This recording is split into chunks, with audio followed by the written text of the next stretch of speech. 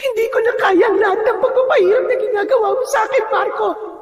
Patayin mo na lang ako para matapos na ang lahat ng ito. Total, malapit na rin sumuko ang katawan ko.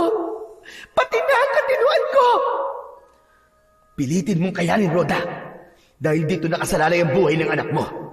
Sa sandaling mamatay ka, o kaya'y takasan mo ako, papatayin ko pa din ang anak mo.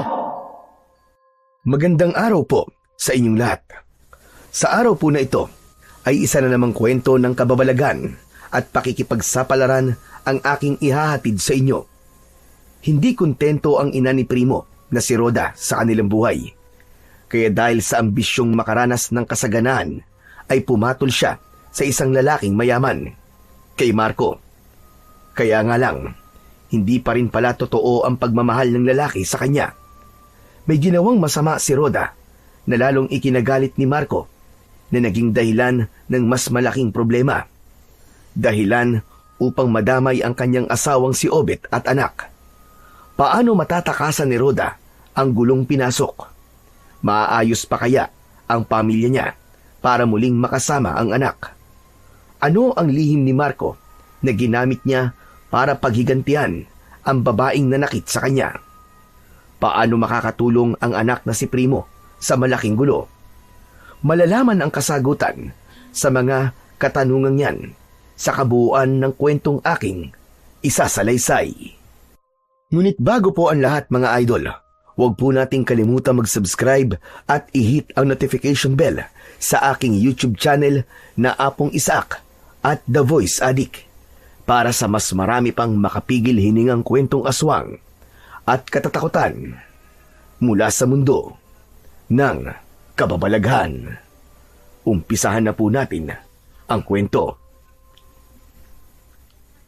Bitiwan mo ako! Nasasaktan ako, ano ba, Obet? Sinabing tama na! Nasasaktan na ako! Sumusobra ka na! Aba, ako pa talaga sumusobra, ha? Ikaw na nga may kasalanan sa akin, eh. May asawa kang tao, pero pumapatol ka pa sa iba. Bakit? Kulang pa ba ako sa'yo? Hindi pa ba sapat lahat ng binibigay ko sa'yo? Hindi ba kita napapaligaya? Sumagot ka, Rhoda! Oo, Obet. Kulang ang binibigay mo sa akin. At lalong-lalo na hindi mo ako napapaligaya sa kama. Kaya naghanap ka ng iba, ganon. Sige, kung sa tingin mo, kaya kang paligayahan ng lalaki mo, sumama ka sa kanya. Pero itong tatandaan mo, hindi mo na makikita ang anak mo. Wala ka ng karapatang maging nanay niya. Hindi pwede yun, Obet. Anak ko si Primo. Kaya sa akin siya dapat mapunta. Ano? Anong ituturo mo sa kanya? Yang kalandian mo? Mananatili sa akin si Primo. Hindi mo siya makukuha. Ako na ang bahala sa kanya. At ako lang ang kikilalanin niyang magulang. At ikaw, makakaalis ka na sa bahay na to. Sumama ka na doon sa lalaki mo. Isa-isang inihagis ni Obet ang mga damit ni Rhoda sa labas ng bahay. Nakaluhod siyang umiiyak habang pinupulot yun sa lupa. Akala mo siguro hahabulin kita. Aalis ako ngayon. Pero babalik ako. Papawiin ko sa iyo ang anak ko. Habang papalayo si Rhoda, sinundan yun ng tingin ni Obet. Kuyom ang palad dahil sa matinding galit. Mahal ni Obet ang kanyang asawa, pero hindi na niya kayang makisama pa dito. Sapat na ang sakit na idinulot niya nang malaman niyang may kalaguyo si Rhoda.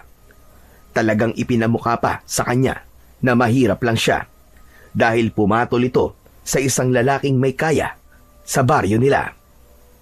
Samantala, dala ang mga damit niya. Naglakad si Rhoda patungo sa bahay ni Marco. Siya ang lalaking kinahuhumalingan niya ngayon.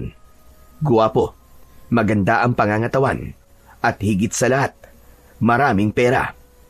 Nagmamay-ari siya ng halos kalahati ng lupain sa baryo.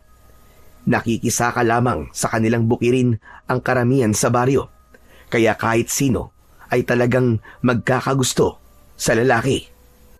Oh, anong ginagawa mo dito sa bahay ko, Rhoda? Bakit dala mo mga damit mo? Dito na ako titira mula ngayon. Nang uuyam ang mga tinging pinakawalan ni Marco nang marinig ang mga sinabi ni Rhoda. Sis, sa tingin mo ba ay papayag ako sa gusto mo mangyari? Bakit hindi? Dahil nandito na ako sa bahay mo. Wala nang pipigil sa atin. Makukuha mo na ako anumang oras na gusto mo. Wala nang istorbo. Wala akong balak na magkaroon ng seryosong relasyon sa'yo, Rhoda. Anong ibig mong sabihin? Ang gusto ko lang ay may kalaro ako sa kama. Yun lang yun. Bagamat naging totoo si Marco sa kanyang sinabi, baliwala yun kay Rhoda. Pero may ibang kilig sa kanya ang huling sinabi ng lalaki. Isa yun sa dahilan kung bakit niya niloko si Obet dahil sa pagkukulang nito na ibigay ang pangangailangan niya sa kama. Kung ganon, pwede na tayo maglaro ngayon. Umpisahan na natin. Yan ang gusto ko sa'yo eh. Hindi ka na nagpapakipot pa. Halika nga dito. Nanggigigil ako sa'yo eh. Aray! Ano ka ba, Marco? Ang higpit naman ang hawak mo sa bewang ko eh. Hindi na ako makapaghintay eh. Nanggigigil na talaga ako sa'yo. Napuno ng tili at pagtawa ni Rhoda ang kwarto ni Marco. Hindi alintana ng dalawa ang iniwang asawa ng babae. Ang mahalaga sa kanila ng oras na yon ay ang maibigay ang tawag ng laman at ang makamundo nilang pagnanasa. Matapos nilang pagsaluhan ang hanap ng kanilang katawan na isang kasalanan, bumangon si Marco para maligo. Nang sandaling yun ay nakaidlip na si Rhoda dahil sa matinding pagod. Naalimpungatan siya dahil sa pagtunog ng cellphone ni Marco. Nakapatong yun sa mesa, katabi lang ng kama. Kaya iniunat na lang niya ang kanyang kamay upang makuha ang naturang cellphone. Mirna! Bakit siya tumatawag kay Marco? Akmang sasagutin na sana niya ang cellphone nang biglang lumabas si Marco sa banyo. Oh, bakit tawag mo ang cellphone ko? May tumatawag sa'yo habang naliligo ka. Hindi umimik si Marco. Sa halip ay inagaw ang cellphone kay Rhoda. Saka tinignan kung sino ang tumawag sa kanya. Pagkatapos ay matalim ang tinging ipinukol sa babaeng nasa kama. Sa susunod huwag mong pakikialaman ng mga gamit ko. Pinagbabawalan mo ba ako? Oo, dahil wala kang karapatang hawakan ng gamit ko. Lalo na to cellphone ko. Ano pala ako sa buhay mo kung ganon? Para saan pa relasyon natin kung ganyan ang trato mo sa akin? Dahil ba, may iba ka pang babae? Si Mirna ba? Siya ba ang babae mo? Anong babae ang sinasabi mo? Saka anong relasyon ng pinagsasasabi mo, Rhoda? Wala tayong relasyon. Unang kita pa lang natin ay ibinigay mo na agad sa akin ang sarili mo. Pangkama lang ang ugnayang meron ako sa'yo. At nilinaw ko na sa'yo kanina yan. Wala akong balak na magkaroon ng seryosong relasyon sa'yo. Dahil hindi kita mahal. Walang iya ka. Si Mirna ba? Siya ba ang tunay mong mahal? Yung tungkol naman kay Mirna, wala ka ng pakialam doon. Hayop ka! Manloloko! Bayad ka sa lahat ng serbisyong ginagawa mo sa akin. Kaya wala kang karapatang magreklamo. Sobra-sobra pa nga ang binabayad ko sa'yo eh. Yun lang ba talaga ang gusto mo sa akin? Pangkama lang? Pampalipas oras? Oo. Ano pa bang inaasahan mo? May asawa at anak ka na. Ginamit lang kita kasi maganda ka. Maganda ang hubog ng iyong katawan kahit may anak ka na. Makinis ang balat. Saka talagang magaling ka sa kama. Pero hanggang doon lang yun. Wala nang iba. Walang iya ka. Iniwan ko ang pamilya ko dahil akala ko masasandalan kita. Akala ko handa mo akong panindigan. Pero itatapon mo lang pala ako. Wala akong sinabing iwan mo si Obet, Gunggong. Ikaw ang kusang pumunta dito. Dahil alam na niyan lahat. Nabasa niya mga message mo sa cellphone ko. Aba, kasalanan mo yan. Dahil di ka nag-iingat eh. Pero baka sabihin mo, ay wala talaga akong puso. Papipiliin na lang kita. Dito ka titira sa bahay ko. Pero sa kwarto ka ng katulong tutuloy. Tamang-tama. Wala na akong katulong eh. Kaya mag-isa na lang ako dito. Ayos pa din yun. Makakasama mo pa din ako. Lalo na kapag kailangan ko ang katawan mo. Kasi pupuntahan kita doon. O kaya baka gusto mong, yun na nga, bumalik ka na lang sa asawa mo. Ano bang akala mo sa akin, tanga? Hindi ko ibababa ng gusto ang sarili ko para sa demonyong kagaya mo. Nang ibigay mo sa akin ang sarili mo, ibinaba mo na ng gusto ang sarili mo. Kaya huwag ka na magmalinis. Kung nakapagpahinga ka na, sige na, makakaalis ka na rito. Matapos mo akong pagparausan, parang basahan mo na lang ako itatapon. Bakit? Nakinabang ka rin naman, Rhoda. Nakabili ka ng mga mamahaling bag, makeup, at mga mamahaling damit. Kaya patas na tayo. Hindi patas yun. Dahil wala na ang pamilya ko, ipinagpalit ko sila sa isang gaya mong walang kwenta. Aba, hindi ko nakasalanan yun. Dahil ginusto mo yun eh. Ako ang pinili mo kesa sa iyong mag-ama. Kaya wag mo akong sisisihin. Kung di ka payag sa kondisyon ko, sige na, makakaalis ka na. Dahil hindi ka pwede rito kung ayaw mong tumuloy sa kwarto ng katulong. Wala nang nagawa si Rhoda, kundi ang umalis na lamang. Hindi niya kayang tanggapin ang kondisyon ni Marco. Hindi rin ganun ang inaasahan niya dahil buong akala niya ay isang magandang buhay ang naghihintay sa kanya sa ginawa niyang pagpili sa lalaking yun. Hindi niya akalain na ang pangarap niyang yumaman ay ganun lang pala matatapos. Ngayon ay heto siya, naglalakad pabalik sa bahay ng asawa. Dala ang kahihiyan na ginawa niya dito. Sa kanyang pagbabalik sa bahay ng asawa, ay nakita niya sa labas ng bahay ang anak nilang si Primo. 8 taong gulang ang bata. Siya ang anak nila ni Obet. Abala sa paglalagay sa sako ng binilad na palay ng nagdaang maghapon. Walang kaalam-alam ang bata sa naging problema nila ng kanyang tatay. Primo, anak, andyan ba sa loob ng bahay ang tatay Obet mo? Opo, Nay. Nasa kusina po siya. Nagluluto po ng hapunan. Pwede mo ba siyang tawagin, anak? Gusto ko siya makausap. Pumasok na po kayo dun sa loob ng bahay, Nay. Hindi mo kasi naiintindihan, anak eh. Pinalayas na ako ng tatay mo. Sabi po ni tatay, kinalolo't lola po muna kayo titira. Pero wala po siyang sinabi sa akin na pinalayas ka po niya. Ganun ba, anak? Napakabait talaga ng tatay mo. Halos maluwa si Rhoda ng sandaling yun. Lalo siyang napahiya sa kanyang sarili dahil sa kabaitan ng kanyang asawa na nagawang itago sa anak ang katotohanan. Anak, patawarin mo si nanay, ha? Bakit po kayo humihingi ng tawad, Nay? Ano po bang nangyari sa inyo ni tatay? Malaki ang kasalanan ko sa tatay mo. Kaya niya ako pinalayas. Nay, mabait po si tatay. Kaya sigurado po akong patatawarin niya po kayo. Sige na po, dalhin niyo na po sa loob ng bahay natin ang mga gamit niyo. Gusto niyo po ba tulungan ko po kayo? Hindi na anak.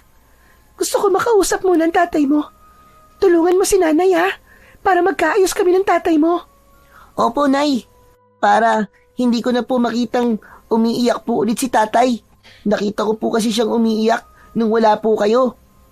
Maya-maya pa ay narinig ng mag-ina ang pagtawag ni Obet sa anak. Pumasok ang bata sa loob ng bahay at sinalubong ang ama.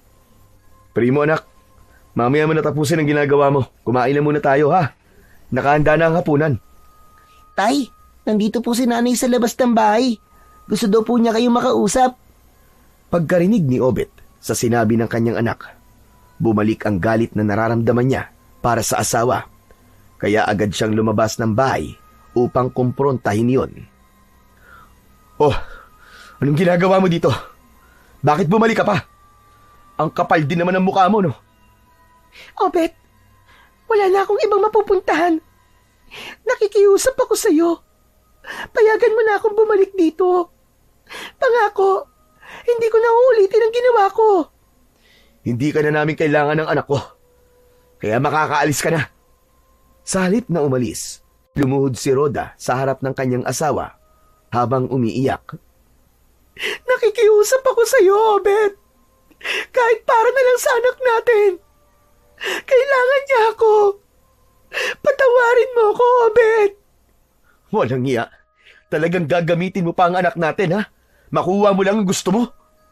Pagkatapos magsalita ni Obet, lumapit siya kay Rhoda. Saka pakaladkad na hinila ang asawa palabas ng bakuran nila. Hindi ka na namin kailangan ng anak ko! Lumayas ka na! At huwag ka na magpapakita pa! Nasasaktan ako, Obet. Huwag mo akong kaladkarin. Paano hindi kita kakaladkarin? Nagmamatigas ka! Patawarin mo na ako, Obet. Patawarin mo ako. Pakiusap.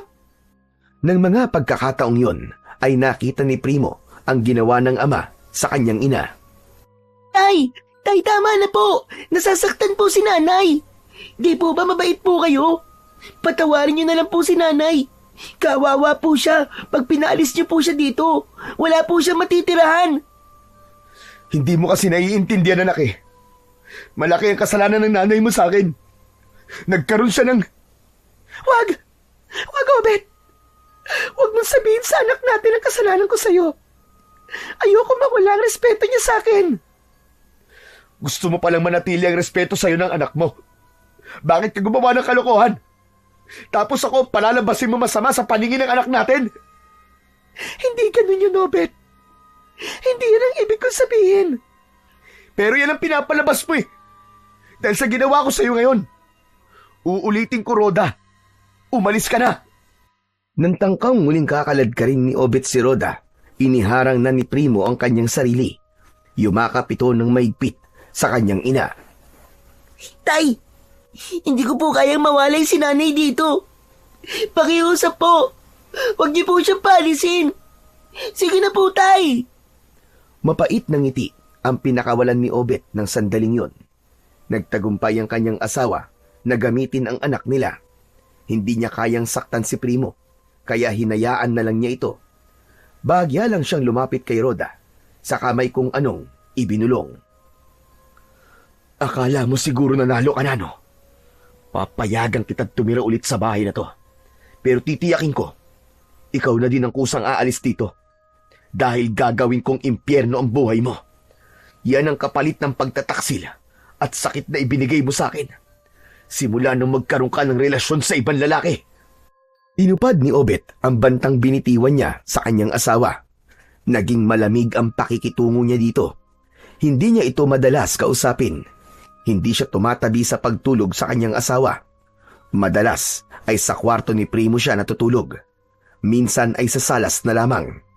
Kung dati hindi siya umiinom ng alak, pero ngayon, gabi-gabi na siyang lasing. Yan ang mga pagbabago ni Obet na pilit na lang tinatanggap ni Roda. Lasing ka na naman, Obet. Bakit ba? Wala kang pakialam. Saka itong pag-inuminom ko ay para makalimutan ko ang sakit na ginawa mo. Kaya kailangan kong gawing manid sa sarili ko. Isa pa, nagpapalibas lang naman ako ng oras Nagbago ka na talaga. Tigilan mo na nga ang pag-inuminom mo. Makakasama yan sa kalusugan mo eh. Kailan mo pa naisip ang kalusugan ko, ha? Huwag kang magkunwari na mabuti kang asawa. Hindi bagay sa'yo, uy. Hanggang kailan ka ba magiging ganyang kalamig ang trato sa akin, ha? Hindi ko na kayang ginagawa at pinapakita mo sa akin. Ako din naman, Rode. Hindi ko na kaya. Kaya pwede ba umalis ka na sa bahay na to? Nasasaktan ako sa tuwing nakikita kita. Nakaalala ko yung panluloko ginawa mo sa akin. Hindi ko yung matanggap hanggang ngayon. Nandito pa rin ang sakit. Nandito! Binigay ko lahat ng kaya kong ibigay sa'yo. Nagtrabaho ko para maibigay ang lahat ng gusto at luho mo. Pero alam kong hindi pa rin sapat yun. Dahil mahirap lang ako. Pero ginawa ko lahat ng mga kaya ko para mapaligaya ka. Patawarin mo ko, Obet. Kalimutan mo na ang lahat ng nangyari. Nagbago na ako. Dahil natuto na ako. Hindi ko na uulitin ang mga maling ginawa ko. Tama ka. Nagbago ka na nga. Pero yung sakit, nandito pa rin. Nakatatak na sa puso ko. Hindi ko magawang hawakan man lang. Dahil kapag sinusubukan kong gawin yun, Bumabalik ang sakit. Naiisip ko kung gaano makadalas niyo akong dinudumihan sa ulo. At kung saan-saan parte ng katawan kanya hinahawakan. Naiisip mo lang ba ako? Sa tuwing nagpapasasa ang ibang lalaki sa katawan mo? Masakit. Masakit na masakit yun sa loob ko. Patawarin mo ako, Obet. Patawarin mo na ako. Gustong-gusto kitang patawarin. Pero hindi ko pa magawa. Kaya nga naglalasing ako gabi-gabi. Para pag-uwi ko ng bahay, matutulog na lang ako. Para kahit paano, maibsan ang sakit dito sa dibdib ko. Ano bang dapat kong gawin, Obet? Para mawala ang sakit na nararamdaman mo. Ginawa ko ng lahat. Naging sunod-sunuran ako sa'yo. Mapatawad mo lamang. Pero bakit hanggang ngayon? Hindi mo pa din nakakalimutan ang pagkakamali ko. Siguro, kung hindi mo pinilit ang sarili mo na bumalik ka agad dito, kung binigyan mo muna ako ng pagkakataong buuin ang sarili ko, baka sakali pa mapatawad na kita. Kaya sa uling pagkakataon sasabihin ko to uli sa'yo. Umalis ka na sa buhay namin ng anak ko. Baka sakaling tuluyan na kita mapatawad kapag di na kita nakikita at di ko na naaalala ang sakit na binigay mo sa akin. Pagkatapos ng masinsinan na pag-uusap na yun, umalis na si Rhoda sa bahay ni Obet. Doon muna siya tumuloy sa bahay ng kanyang mga magulang. Tinabi niya sa kanila ang totoong dahilan ng paghihiwalay nilang mag-asawa. Ganun pa man, tinanggap pa din siya ng mga ito. Walang pangusga at buong pagmamahal. Samantala, simula nang umalis si Rhoda sa bahay ni Obet, nakaramdam siya ng kapayapaan ng puso at isipan. Itinuon na lamang ng lalaki ang kanyang panahon sa kanyang anak. Kahit na maraming tanong ang bata, ay tinanggap na din ni Primo ang paghihiwalay ng kanyang mga magulang. Tay, masaya na po ba kayo? Ngayong wala na po dito si nanay sa bahay natin? Kasi po, hindi na kayo madalas umiinom ng alak eh. Anak, kahit paano'y malungkot pa din si tatay.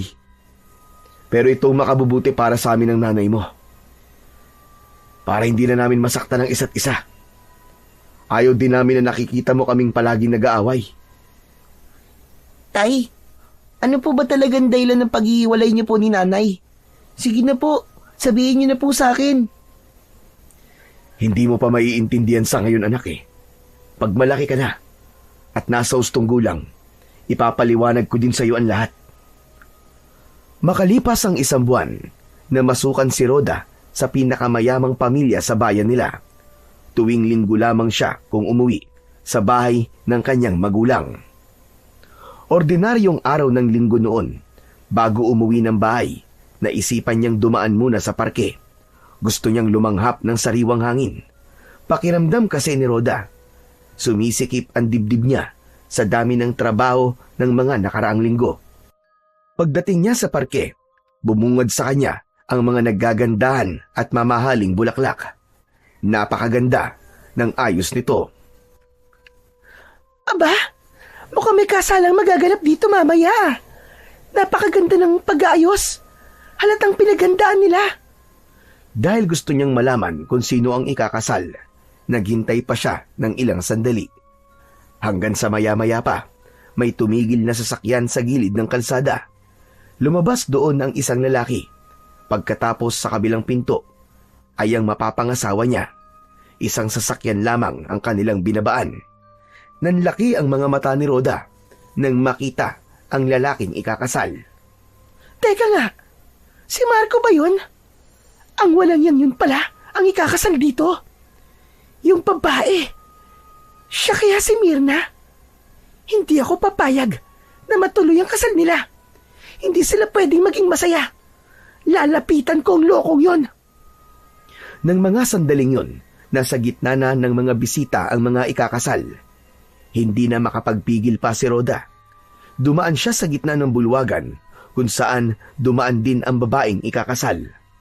Pagkatapos ay dumiretso sa magkasintahan. Nanlalaki naman ang mga mata ni Marco habang nakatitig sa papalapit na si Rhoda. Nang makarating na si Rhoda sa kinatatayuan ng ikakasal, malakas na sampal ang pinadapo niya sa pisngi ni Marco. Walang iya ka! Pagkatapos mong itapon ako na parang basahan, heto't magpapakasaya ka, samantalang ako, mag-isa na lang sa buhay. Anong ginagawa mo rito? Umalis ka na nga at huwag mo nang guluhin ang kasal ko. Hindi ka pwedeng maging masaya habang ako ay nag-iisa. Pinagbabayaran ko ang kasalanan tayong dalawa ang gumawa. Wala akong kasalanan sa'yo, Rhoda. Kaya umalis ka na kung ayaw mong tumawag ako ng pulis. Sige, gawin mo. Total, wala nang mawawala sa akin. Pero sa'yo, pag nabunyag na ang mga pinaggagawa mo nun, iiwan ka na mapapangasawa mo. Saglit na natigilan si Marco sa sinabing yun ni Rhoda. Hindi niya kayang mawala si Myrna, lalo na ngayong buntis ito at magkakaanak na sila. Siya ba si Myrna? Ang babaeng tumatawag sa cellphone mo nun? Habang ako, ang kasama mo sa kama? Natigilan ang lahat ng naroroon. Hindi nila akalaing ganong klasing tao pala si Marco. Mabait, matulungin at may respeto ito sa mga matatanda at kapwa-tao. Ngunit sa likod pala nun, may ikinukubling masamang gawain. Nakikipagrelasyon sa ibang babaeng may asawa. Tumigil ka na! Ano ka ba? Huwag mo akong siraan sa harap na mapapangasawa ko at sa harap na maraming tao! Hindi ako titigil hanggat hindi nila sisira ang buhay mo, hayop ka! Kung paano nasira ang buhay ko, ay dapat ganon din ang sayo! Hindi na makayanan ni Myrna ang lahat ng kanyang naririnig, kaya nagtatatakbo ito patungo sa kalsada. Dahil sa nakatakip ng bahagya ang mga palad niya sa kanyang muka, hindi niya napansin ang paparating na sasakyan. Nabunggo siya nun at tumilapon at nagpagulong-gulong sa kalsada ang katawan. Lahat ng mga taong naroroon ay napasigaw sa sobrang pagkabigla. Natakpan na lang ni Rhoda ang kanyang bibig ng kanyang mga palad sa pagkagulat dahil hindi niya inaasahan ang ganong pangyayari. Si Marco naman ay patakbong nagtungo sa mapapangasawa na nakahandusay sa gilid ng kalsada. Umaagos ang dugo sa ulo at ang suot na puting damit pangkasal ay namantsahan na ng dugo. Myrna! Myrna! Tulungan niyo ako! Dali natin siya sa ospital! Nagmamadaling kumilos ang isa sa bisitang naroon. Binuksan ang kotse ni Marco sa kabilang gilid ng kalsada habang binubuhat ni Marco si Myrna. Si Rhoda naman ay dahan-dahang lumakad papalayo sa lugar na yon. Naglakad siya na parang wala sa sarili. Hindi na niya inalintana ang mga masasakit na salitang binitiwan ng mga taong naroroon.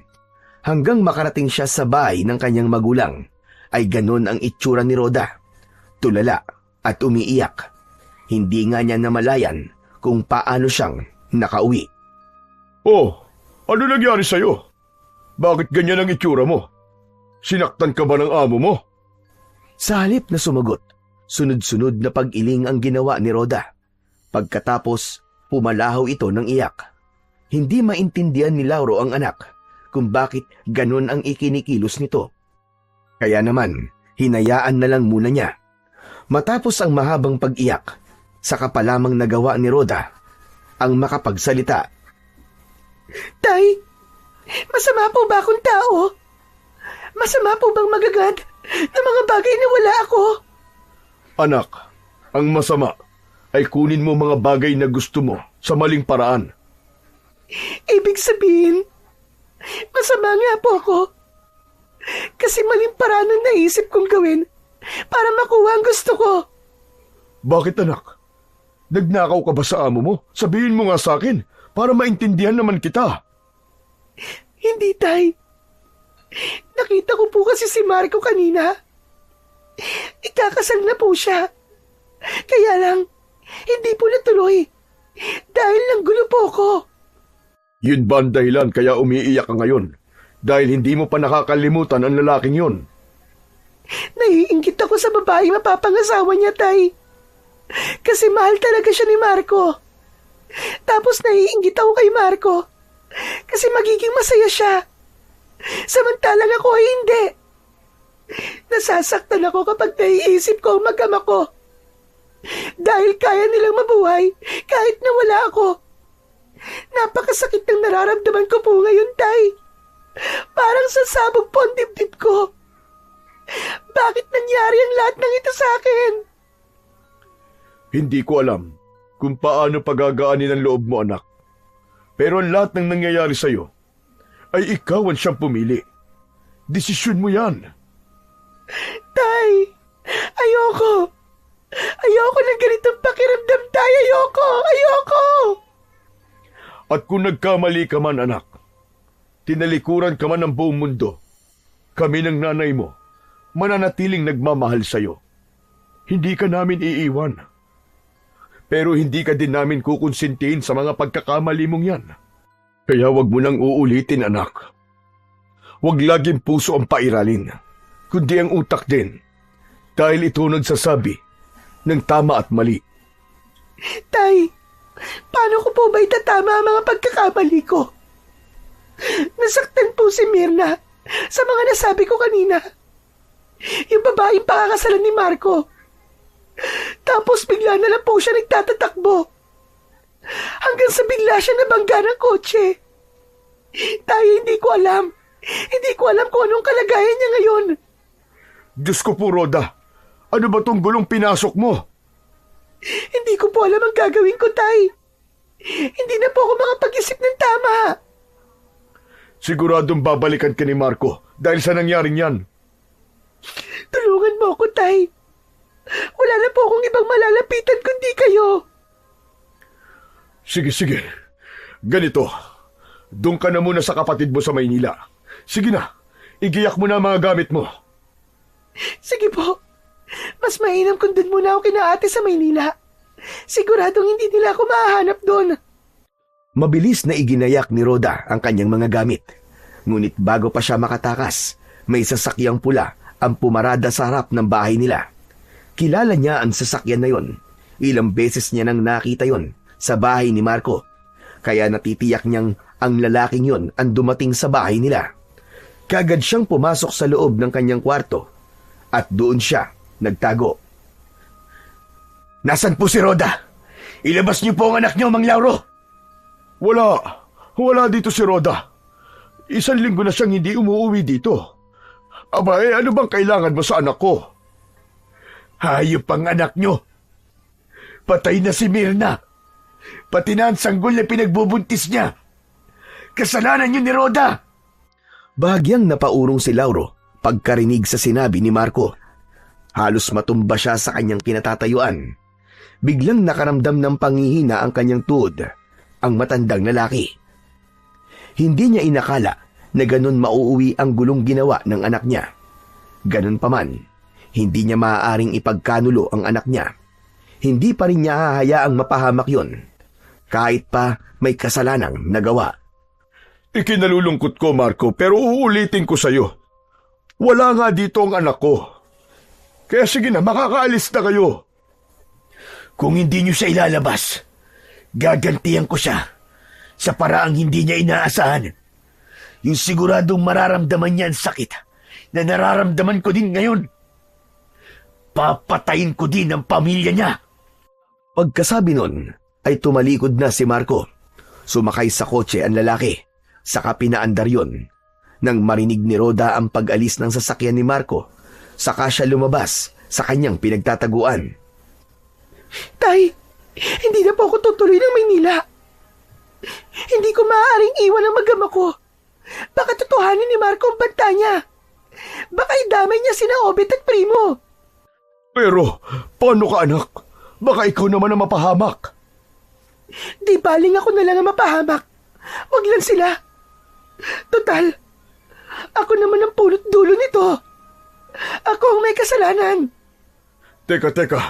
Kung ayain mo na lang kayang pumunta na Maynila ang mag-ama mo, ipaliwanag mo sa kanila ang sitwasyon. Baka sakaling maintindihan ni Obet yun. Imposible po yun, Tay. Ayaw nga po niya akong makita eh. Ang sumama pa kaya sa akin sa Maynila?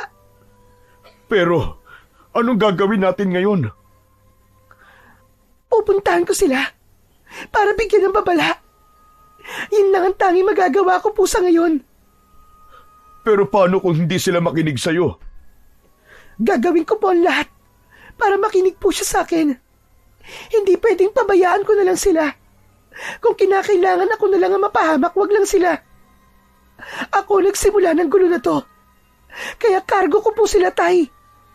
Walang sinayang na sandali si Rhoda. Agad siyang nagtungo sa bahay ng kanyang mag-ama. Pero tulad pa din ng dati, malamig pa din ang pakikitungo ni Obet sa kanya. Naroon pa rin ang galit sa puso ng lalaki. Ano na namang ginagawa mo dito, Rhoda? May kailangan ka ba? Obet, gusto kong dalawin ang anak ko. Saka, para makausap ka na rin. Anong pag-uusapan natin? Yung ginawa mong panggugulo sa bayan kanina? Yung bang gusto mong pag-usapan natin, ha? Grabe ka talaga. Kalat na sa buong baryo natin ang ginawa mong panggugulo sa kasal ng lalaki mo. Nakakahiya ka, Rhoda. Ganun mo ba kagusto ang lalaking yon? Saka akala ko ba nagbago ka na?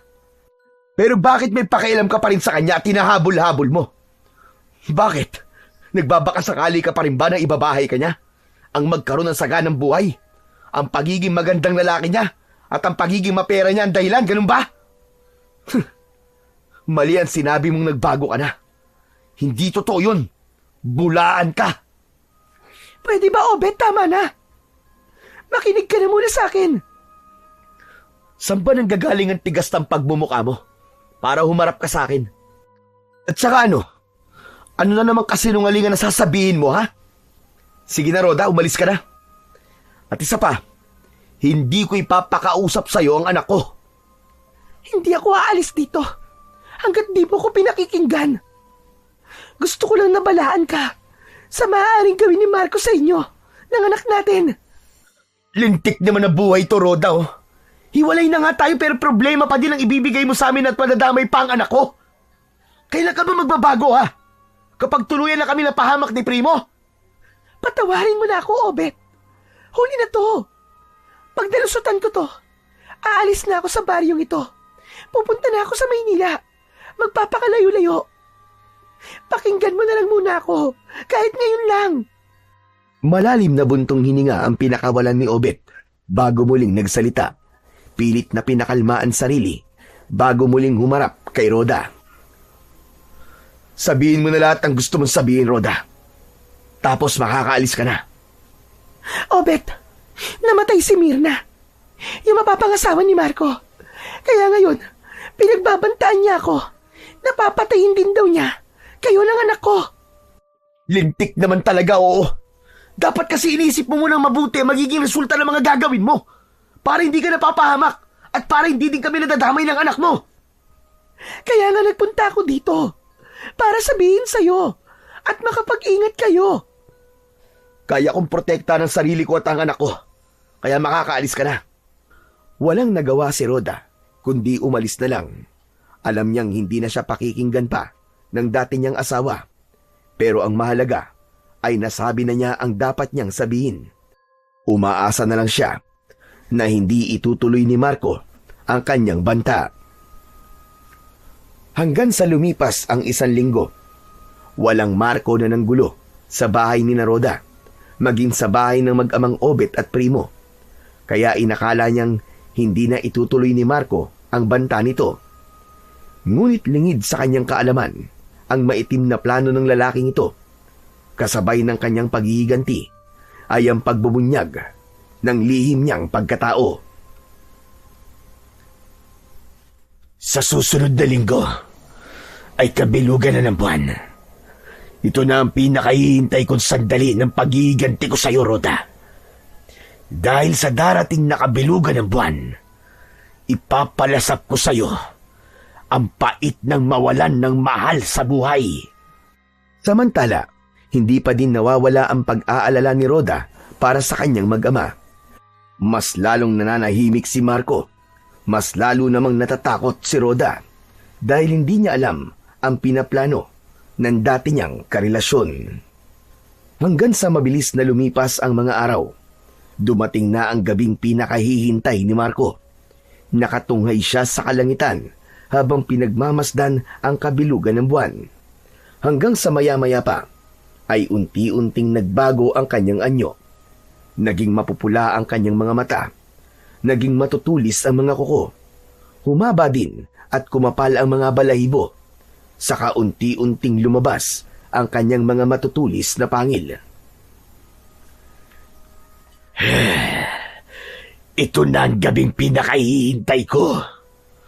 Humanda ka, Rhoda. Papatayin ko din ang iyong mag-ama para maramdaman mo kung paano mawalan ng mga mahal sa buhay. Mabilis na tumakbo si Marco na isa ng ganap na aswang. Sa sobrang bilis niya ay parang lumilipad siya sa hangin.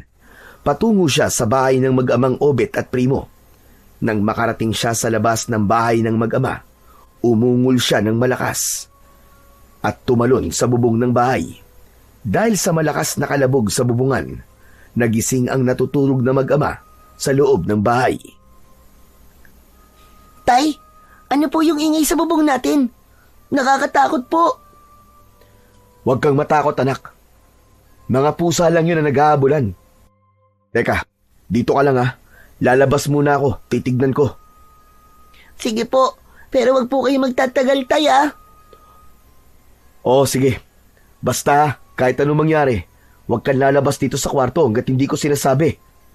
Tango ang isinagot ni Primo sa kanyang ama. Bago lumabas ng kwarto si Obet, may kinuha siya sa ilalim ng kanyang unan. Patalim yun na itinago niya doon bilang proteksyon. Inilalagay niya yun doon simula nung pinagbantaan ni Marco ang buhay nila, ayon naman sa sinabi ni Rhoda. Kahit paano ay nakinig pa rin siya. Nag-aalala siya na baka bigla na lang itong sumulpot sa kanilang bahay. Subalit lingid sa kanyang kaalaman, isang halimaw pala ang kanilang kalaban. Hindi basta taong may masamang balak lang sa kanila, kundi isang kampon ng kadiliman. Ano kaya yung maingay sa bubong namin? Ngayon lang nangyari na may nanggugulo sa amin ng anak ko. Habang patuloy sa paglalakad sa salas ng bahay nila si Obet, patuloy din sa paglalakad sa kanilang bubong ang naturang nilalang, hanggang sa dumako na siya sa likod ng pinto ng kanilang salas. Naramdaman niya ang paglundag sa lupa ng nilalang. Doon naisip ni Obet na hindi basta pusa lang yun, kundi mas mabigat at mas malaki sa pusa. Malakas ang pagbagsak nun sa lupa kumpara sa isang maliit na hayop. Ako ba ang hinahanap mo? Nandito na ako. Magtago na kayo ng anak mo! Nangilabot si Obet sa boses na narinig mula sa labas ng bahay. Nakakatakot at nakakapangilabot yun. Doon nalaman ni Obet na hindi basta tao ang kalaban niya, kundi isang aswang.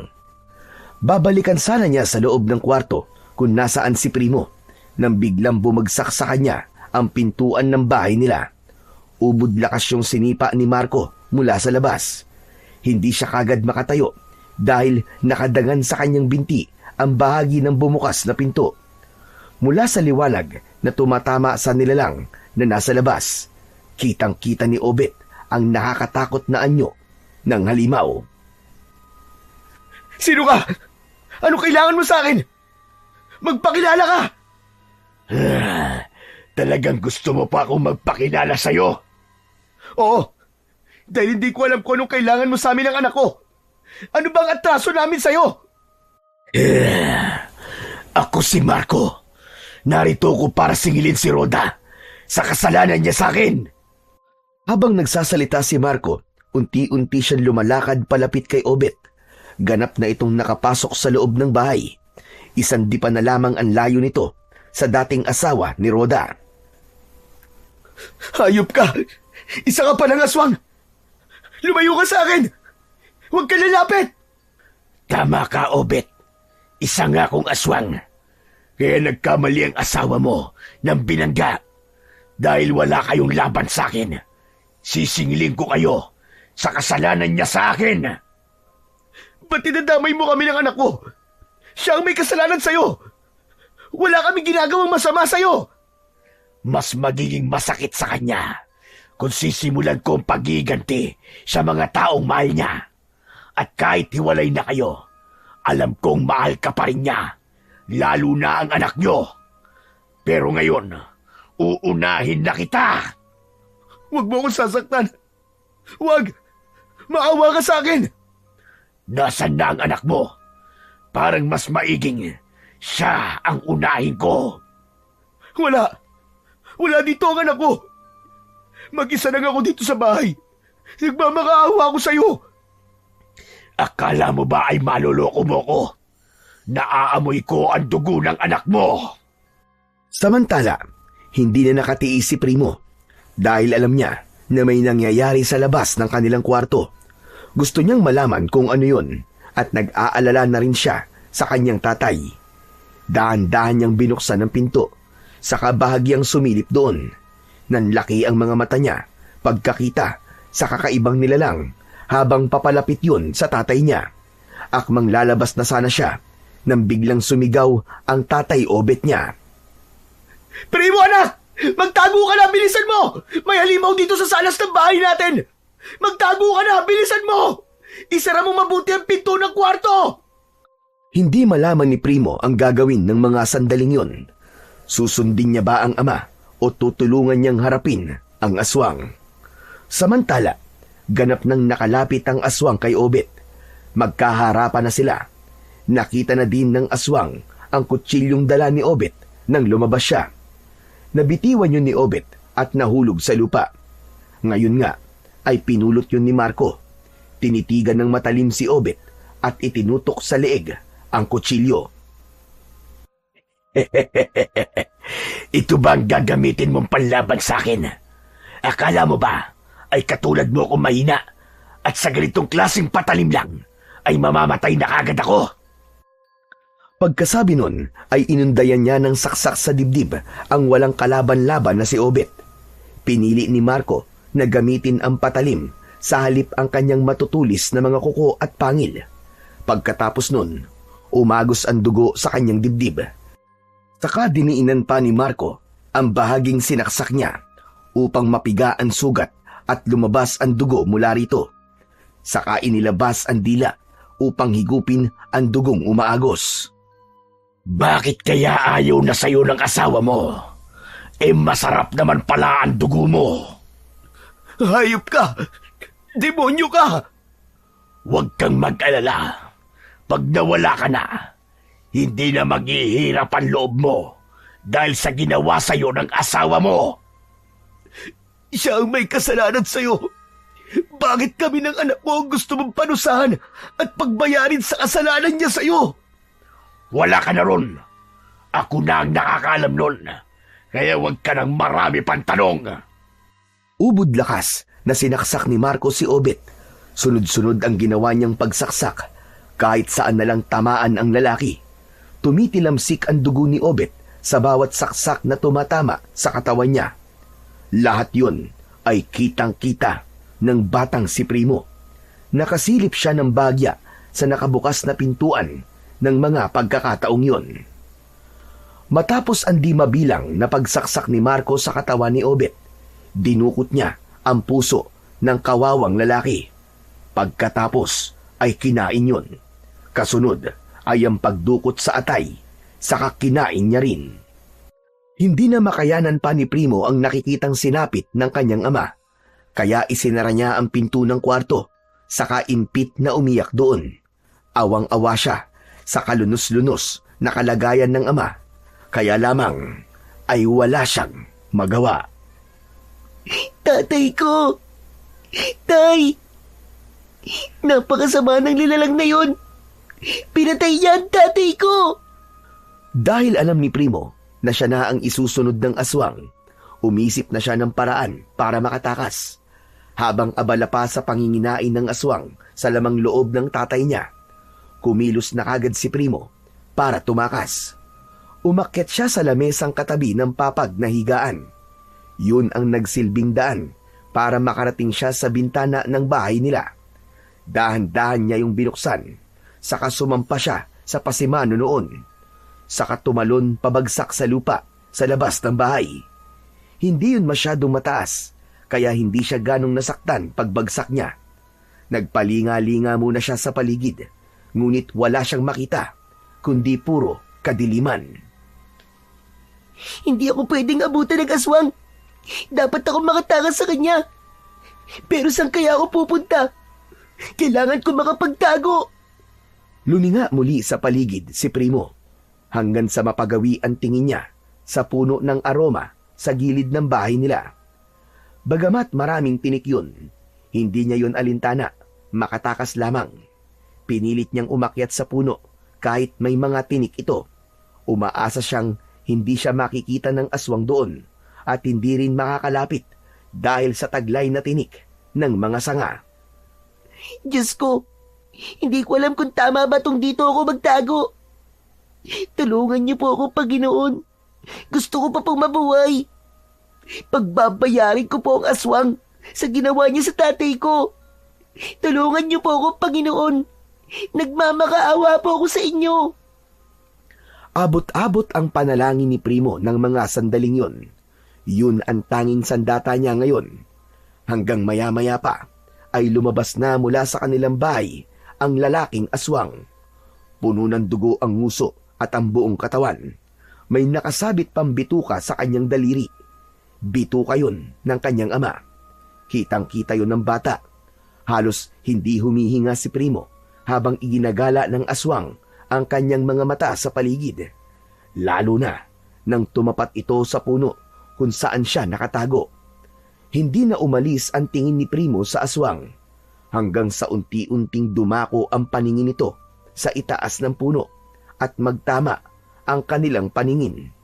Napangisi pa ng bagya ang aswang nang makita siya roon. Napakadali mong hanapin, bata ka. Hindi mo na ako pinahirapan pa. Hindi na napigilan pa ni Primo ang kanina pa tinatagong emosyon. Pumalahaw ito dahil sanhi ng matinding takot. Wag! Wag mo akong sasaktan, halimaw ka! Pinatay mo ang tatay ko! Ikaw na ang isusunod ko, bata. Pero para masaya, maglaro na muna tayo. Kunwari ako ang taya. Hintayin mo ko dyan sa taas ng puno. Wag! Wag! Saklolo! Tulungan niyo ako! Iniamba na ni Marco ang kanyang mga paa para umakyat sa puno. Subalit sa bawat pag-apak niya, dumadaos-dos siyang muli pababa. Hindi man alam ni Primo kung bakit ganun ang nangyayari sa aswang, ngunit kahit paano ay nakaramdam siya ng pag-asa. Para bang may himalang nagaganap ng mga oras na yon. Kaya ipinagpatuloy niya ang pagsigaw mula sa itaas ng puno. Umaasa siyang may mga kapitbahay na makakarinig sa kanya. Samantala, dahil sa hindi makaakyat si Marco sa puno, nagbago uli siya ng anyo. Mula sa pagiging nakakatakot na aswang, ay naging isa siyang malaking ibon upang makarating sa kinaroroonan ng bata. Dahil doon, nataranta ang batang si Primo. Alam niyang madali na siyang mapupuntahan sa taas ng puno dahil nakakalipad na ang aswang. Kaya dahil sa labis na takot, napahawak siya sa malaking tinik ng puno ng aroma. Pagkatapos ay biglang lumiwanag ang sanga ng puno. Dahil sa liwanag na yon, nahirapang lumapit sa kanya ang aswang na nasa anyong ibon. Nasisilaw siya sa liwanag. Maya-maya pa, naglabas ang puno ng mabangong amoy ng mga bulaklak na kulay dilaw. Ngunit ang amoy na yon ay kabaligtaran sa pang-amoy ng aswang. Nakakasulasok yon para sa kanila. Nang akmang lilipat na sa ibang sanga si Primo, biglang naputol ang tinik ng puno ng aroma na kinakapitan niya. Saka biglang umilaw yon hanggang sa unti-unting humaba yon at naging isang espada. Nagulat at hindi makapaniwala ang bata sa hiwagang nagaganap na yon. Subalit yun ang sagot upang magawa niyang harapin ang aswang na nasa anyo ng isang malaking ibon. Sige! Lumapit ka ngayon sa akin, aswang ka! Patay ka sa akin! Tatadtadin kita! Dahil sa kakaibang nangyari sa puno, hindi makalapit ang aswang na si Marco kay Primo. Nanatili itong lumilipad sa ere habang iniisip ang sunod niyang gagawin. Tinamantala naman yun ni Primo upang muling humingi ng tulong. Patuloy siya sa pagsigaw sa pag-asang magigising ang kanyang mga kapitbahay. Nang sa gayon ay may tutulong sa kanya. Mga kapitbahay! Saklolo! Tulungan niyo ako! May aswang dito! Gusto akong patayin! Tulungan niyo ako! Talagang pinapahirapan mo kung asungot ka. Gustong-gusto na ng aswang na makalapit kay Primo ng mga sandaling yon, kaya tinangka niyang haltakin ang batang nasa puno gamit ang kanyang mahahabang kuko. Subalit, nang akmang lalapit na siya, inihagis ni Primo ang kanyang hawak na tinik ng aroma na naging espada. Tumama yon sa pakpak ng aswang, sanhi para mahirapan itong lumipad at tuluyang bumagsak sa lupa. Nang mga sandaling yon, lumabas ang ilang kapitbahay ni Primo. Isa na doon ay si Kapitan Hugo. Nagising siya sa malakas na sigaw ng bata kaya nagtungo siya roon. Nasaksihan ng mga taong lumapit kung paanong nakipaglaban ang batang si Primo sa aswang. Primo, bumaba ka na dyan sa puno. Napatay mo na malaking ibon. Hindi na siya gumagalaw. Kapitan, lumayo po kayo sa kanya. Hindi po yan basta ibon. Aswang po yan. Maya-maya pa ay nagbalik sa pagiging tao ang anyo ng malaking ibon. Nanlaki ang mga mata ng lahat ng nakasaksi. Totoo nga, aswang nga siya. Pero sino ang tawag ito? Nakadapa ang lalaking aswang kaya hindi nila kagad makilala. Nag-aalinlangan man, hinawakan ni Kapitan Hugo ang lalaking nakadapa sa lupa. Ginalaw nila ang ulo nito. Laking gulat ng lahat nang naroon nang makilala nila ang lalaking aswang. Si Marco yun na naging kabit ng asawa ni Obet.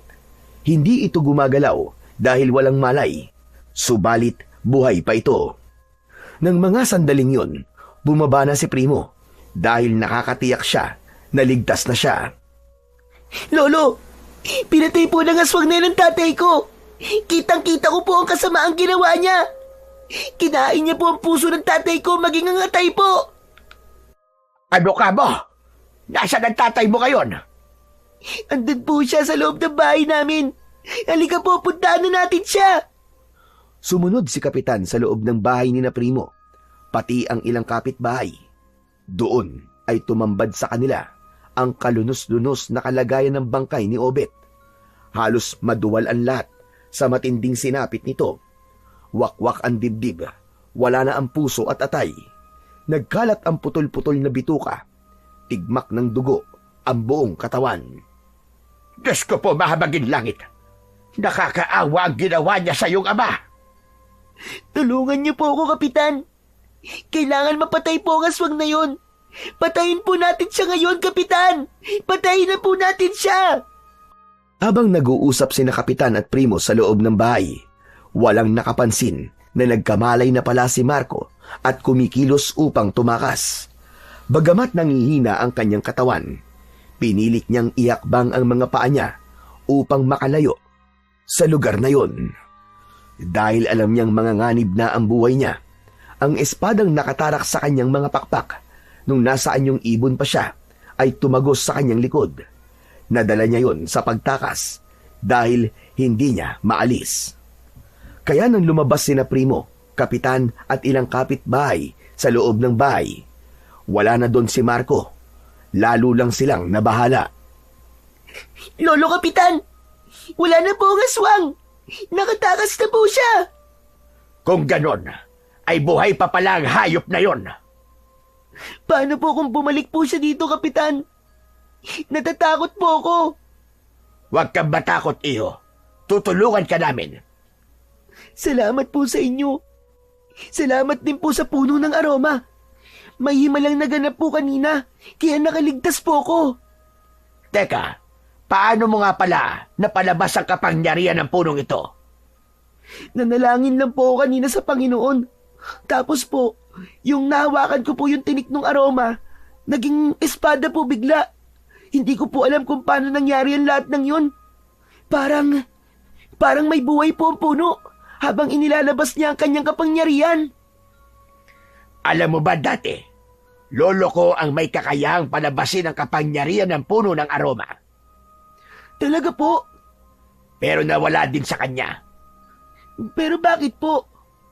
Binawi ng diwatang nangangalaga sa punong yan dahil ginamit ng mga taong masasama ang lolo ko para sa sarili nilang interes.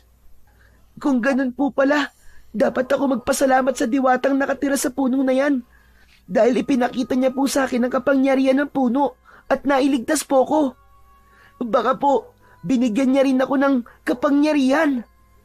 Hindi pa tayo sigurado ngayon kung ipinagkaloob nga talaga sa'yo ng diwata ang kapangyarihan o sadyang tinulungan ka lang niya kanina. Pero ganun pa man po, nagpapasalamat pa din po ako sa kanya. Pagkasabi nun ay bahagyang lumapit si Primo sa puno, saka bahagyang niyakap ang katawan nito. May wagang puno ng aroma. Mahal na diwata, maraming salamat sa iyo dahil iniligtas mo ang buhay ko kanina. Nanlaki ang mga mata ng mga taong naroroon. Pagkatapos na magpasalamat ni Primo sa puno, naglabas siya ng liwanag, tanda na pagtugon ng diwatang nakatira sa punong yun. Samantala, nasa ganon silang kalagayan nang biglang dumating si Rhoda. Habol ang hininga sa pagmamadali na pinuntahan ang kanyang mag-ama. Nabalitaan niya sa isa sa kapitbahay niya ang pagsalakay ng aswang kina Primo. Anak! Anak, kumusta ka? Nasaktan ka ba ng aswang? Kasalanan mo po ito, Nay, kung bakit namatay si tatay. Anak! Anak, patawarin mo si nanay. Dahil sa'yo, pinatay po ng aswang si tatay. Aswang? Isang aswang ang pumatay kay Obet? Opo, Nay. Si Mang Marco. Ano? Si Marco? Opo, Nay. Isa po siyang aswang. Halimaw siya! Halimaw! Nanginig ang buong katawan ni Rhoda pagkarinig sa sinabing yun ng anak niya. Hindi niya akalaing isang aswang pala si Marco. Hindi siya makapaniwala na aswang pala ang lalaking kinahumalingan niya noon. Isang aswang pala ang nakasiping niya sa kama. Anak, huwag ka matakot, anak. Mula ngayon, pangangalagaan kita. Poprotektahan kita. Hindi ako papayag na saktan ka ni Marco. Sasama ka na sa akin. Dahil sa sinabing yun ni Rhoda, napaurong ng bahagya si Primo. Lumapit siya kay Kapitan Hugo. Hindi po ako sasama sa inyo. Kay Lolo Kapitan Hugo po ako sasama. Ano? Pero bakit naman, anak? Ako ang nanay mo. Kayo nga po ang nanay ko. Pero kayo din po ang dahilan kung bakit namatay po si tatay. Narinig ko po ang mga sinabi ni Mang Marco tungkol sa inyong dalawa bago niya patayin si tatay. Kahit bata pa ako, naintindihan ko na po ang mga sinabi ng aswang kay tatay. Kaya hindi po ako sasama sa inyo. Anak, patawarin mo si nanay. Patawarin mo ako. Kahit ilang beses pa po kayong humingi ng tawad, hindi na po mabubuhay si tatay. Sa tingin ko, Rhoda, wag na muna natin pilitin ang bata. Hayaan na muna natin siya sa pangangalaga ko. Ako na muna ang bahala sa kanya. Kung ganun po, aalis na po ako, Kapitan. Maraming salamat po. Ang hiling ko lang po ay payagan niyo po ako madalaw siya. Nang makaalis na si Rhoda, inasikaso na kagad ni Kapitan at ng mga tao sa baryo ang bangkay ni Obet. Sa burol ay dumating ang mga kapatid ng nasawi. Pero si Rhoda, kahit nagustuhin niyang lumapit sa kabaong ng asawa, ay nagpasya siyang tanawin na lamang sa malayo. Ayaw niyang magkagulo pa dahil sa kanya. Samantala, si Marco ay hindi umuwi sa kanilang bahay, kundi pumirmi ito sa gubat kung saan ay meron siyang ipinatayong kubo. Doon siya nagpagaling ng kanyang sugat, subalit palihim na bumalik sa lugar ng batang si Primo upang magmanman habang nakaburol si Obet. Pinag-aaralan niya kung paano maisasagawa ang planong pagpatay kay Primo. Magiging ganap lamang ang kanyang paghihiganti kay Rhoda kapag napatay na niya ang batang yun. Lalo na't mas masakit yun sa babae kapag nakitang walang buhay ang minamahal niyang anak. Matapos ang libing, bumalik na sa Maynila ang mga kapatid ni Obet. Dahil ayaw sumama ni Primo sa kanila, kaya iniwan na lang nila ito kay Kapitan. Kahit paano, ay inaalala rin ni Primo ang kanyang ina, kaya ayaw niyang umalis sa baryo. Sa kabila ng ginawa ng kanyang ina, ay di pa rin maalis na may pagmamahal pa rin dito ang bata. Kanina pa kita hinahanap, Primo. Ano bang ginagawa mo dito sa ilalim ng puno? Nalulungkot po ako, Kapitan. Naiisip ko po ang nangyari sa pamilya namin. Kahit ako ay nalulungkot din. Pero wag kang mag-alala. Narito lang ako palagi. Hinding-hindi kita pababayaan. Salamat po, Lolo Kap. Oh, bakit naiiyak ka na naman? Kasi po, naaalala ko po ang tatay ko sa inyo eh. Kasi bait niyo po kasi siya. Ikaw talagang bata ka. Kahit ako napapaluha na rin tuloy. Mabuti pa, para malibang ka, tuturuan na lang kitang gamitin ang espada mo. Ayos ba yun sa'yo? Po, yung tinik po ng aroma na naging espada sa katawan ng aswang nung tumakas po siya. Nadala po niya yun eh. Kaya humiling ka ng bagong espada sa puno ng aroma. Po, pwede po kaya yun? Aba, bakit hindi? Subukan mo. Dahil malapit lang sa kinaroroonan ng dalawa ang puno ng aroma, kaya tumingin sa puno ang bata. Ipinikit niya ang kanyang mga mata sa kataimtim na nanalangin. Ilang sandali pa, usang lumalaglag mula sa puno ang dalawang tinik ng aroma. Pareho yun na naging espada. Nanlaki ang mga mata ni Kapitan Hugo. Naisip niya na taglay na marahil ni Primo ang kapangyarihan ng puno at bigay yun ng diwata na naninirahan doon. Lolo Kap, ito na po ang dalawang espada oh. Makakapagsanay na po tayo. Oo nga, Apo. Halika na, umpisa na natin. Tiyak na matatakot na ang aswang na yon sa ngayon dahil meron ka ng sandatang magagamit laban sa kanya. Ngunit lingid sa kaalaman ng dalawa, lihim pala na nagmamanman sa hindi kalayuan si Marco. Nagngingit-ngit ito sa galit dahil sa hindi siya makalapit sa batang si Primo. Mas lalo na siyang mahihirapan ngayon dahil may taglay na itong kapangyarihan. Mukhang mahihirapan na akong patayin ng batang to ngayon dahil sa kapangyarihan ng espada. Kaya mag-iiba muna ako ng plano. Doon muna ako sa nanay niya makikipaglaro. Samantala, tuloy lang sa pagsasanay ang maglolo at nang makaramdam na ng pagod ay kusa silang tumigil. Lo, pagod na po ako. Bukas na po natin ituloy itong pagsasanay natin. Aba, ang bilis mo naman mapagod. Saan nyo nga po pala natutunan ng paghawak po ng espada? Sa lolo ko din. Di ba nabanggit ko na sa'yo? Nasa kanya dati ang kapangyarihan ng puno ng aroma. Kaya kahit paano, ay naturuan niya ako noon. O paano, Apo? Bukas na natin ituloy ang pagsasanay natin, hane. Gumagabi na. Baka hinahanap na tayo ng Lola Berta mo. Ayaw niyang nawawala tayo na matagal sa kanyang paningin. Matapos na makaalis ni Kapitan Hugo at Primo sa dating bahay ni Obet, umalis na din si Marco sa lugar na yon.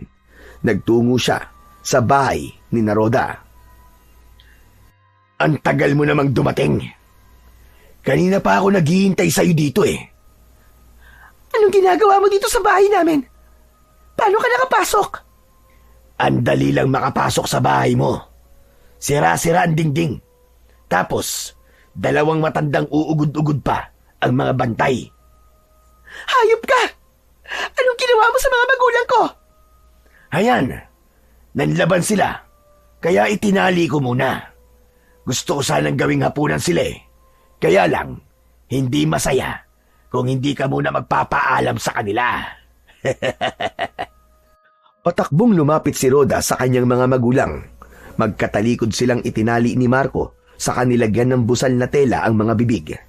Nang makalapit siya sa dalawang matanda, agad niyang pinalagan ang tali at pinakawalan ang mga yon. Anong kailangan mo sa akin? Bakit ka ba nandito? Ikaw ang kailangan ko, Rhoda. Kailangan ko ng katabi sa kama. Dahil wala na si Mirna, di ba? Kaya wala na akong makakatabi.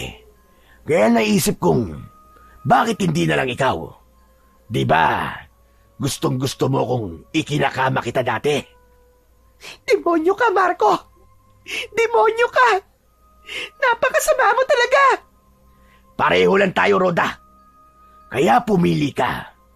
Sasama ka sa akin o sasaktan ko mga magulang mo. Alam mo ang kaya kong gawin. Kaya ayusin mo ang pagpili mo. Huwag mong idama yung mga magulang ko. Lalong-lalo na ang anak ko. Kaya, sasama na ako sa'yo. Wag! Wag kang sumama sa kanya, anak! Wag! Tay, pag hindi po ako sumama sa kanya, baka saktan niya po kayo. Demonyo ang lalaking yan. Kaya baka tutuhanin niya ang kanyang banta. Pero anak, paano ka? Huwag niyo po akong alalahanin, Tay. Kaya ko po ang sarili ko. Ang mahalaga po ay ligtas kayo at ang anak ko. Ano ba? Ayokong pinag-iintay ako na matagal, Rhoda. Kahit nakakaramdam ng takot si Rhoda, pinili niyang sundin ang gusto ni Marco. Huwag lang mapahamak ang mga magulang niya. Dinala siya ng lalaking aswang sa isang kwarto, ngunit hindi niya alam kung saan lugar ito. Dahil nang lumapit siya kay Marco kanina, ay bigla na lang siyang nawalan ng malay. Nagising na lang siya sa kwarto, nakatali ang paa at mga kamay. Asan ako? Anong lugar to? Pakawalan mo ako! Sinunod ni Marco ang sinabi ni Rhoda. Inalis niya ang tali ng kamay at paa nito. Siguro naman ngayon ay nakapagpahinga ka na. Pwede na nating umpisan ang kanina ko pa gustong gawin sa'yo. Nanginig ang buong katawan ni Rhoda ng mga sandaling yun. Hindi niya masikmurang makasama pa ang lalaking yun at angkinin siya. Nandidiri siya sa pagiging aswang nito. Wag! Wag, Marco! Pakiusap! Wag kang lalapit! Ngunit patuloy pa din si Marco sa paglapit sa kinaroroonan niya.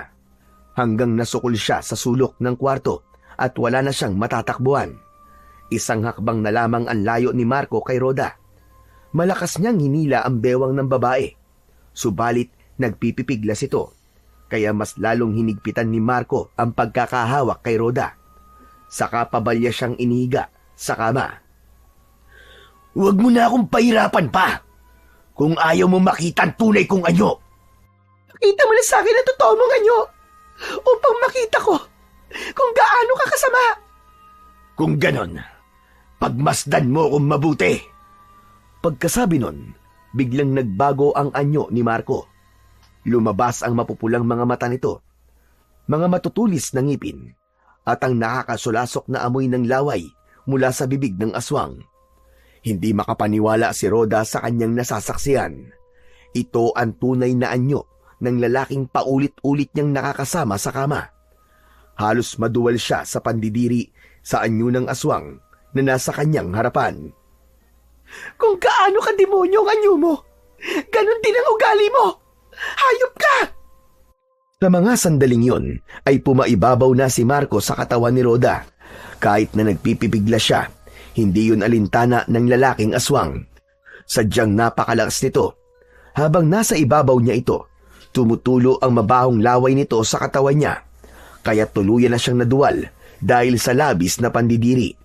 Subalit, patuloy pa rin ang aswang sa ginagawa nito sa ibabaw ni Rhoda. Hinalikan nito ang buong katawan ng babaeng biyag niya. Dahil doon, ay nawalan na ng malay si Rhoda.